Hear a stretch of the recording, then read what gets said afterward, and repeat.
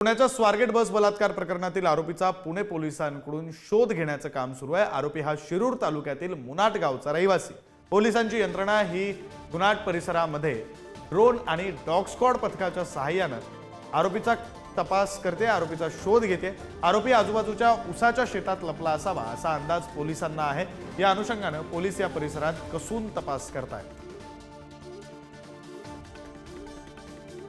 प्रतिनिधी तुषार झरेकर आपल्यासोबत जोडले गेलेले आहेत, आपण त्यांच्याशी या संदर्भात बोलूया। तुषार, खरं तर केवळ डॉग स्क्वॉड नाही किंवा केवळ तंत्रज्ञान नाही, ड्रोनचा वापर तंत्रज्ञानाच्या दृष्टीने केला जातोय। डॉग स्क्वॉड सुद्धा पोहोचलेला आहे, मोठा पोलीस पाटा सुद्धा पोलिसांचा पाहायला मिळतोय। नक्कीच एकंदरीत जर आपण पाहिलं तर डॉग स्क्वॉडच्या माध्यमातून तर तपास सुरूच आहे, त्यानंतर ड्रोनच्या माध्यमातून तपास सुरू आहे। यामध्ये सर्वात मोठी अपडेट जर आपण पाहिली तर ज्या डॉग स्क्वॉडला जो शर्ट वास घेण्यासाठी दिला जातोय तो शर्ट खरं तर त्या आरोपीने घातला असल्याची शक्यता खरं तर पोलिसांकडनं वर्तवली जाते। तसा तो एक जो शर्ट आहे तो त्या डॉग स्क्वॉडला वास खरं तर पोलिसांकडून वापरला जातोय।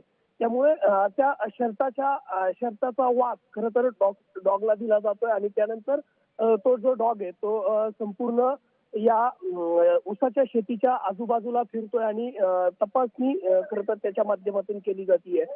पोलीस सकाळपासून मोठ्या प्रमाणामध्ये या परिसरामध्ये पोलिसांचा बंदोबस्त आहे।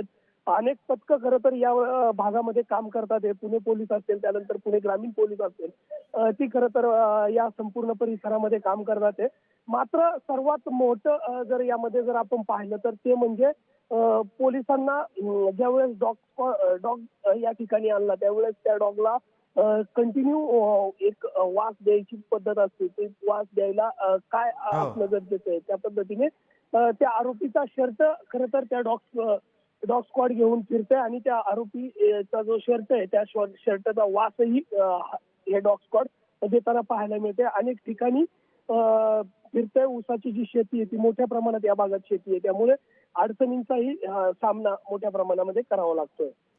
नाही, खरं आहे तुषार, या दृश्यांमध्ये पाहू शकतो मोठ्या प्रमाणावर उसाची शेती आहे, घनदाट अशी शेती आहे, त्यामुळे या आरोपीला शोधणं ही मोठी मोहीम आहे आणि पोलीस त्या दृष्टीने आता त्याचा शोध सुद्धा घेत आहेत। धन्यवाद दिलेल्या सगळ्या तपशिलांसाठी।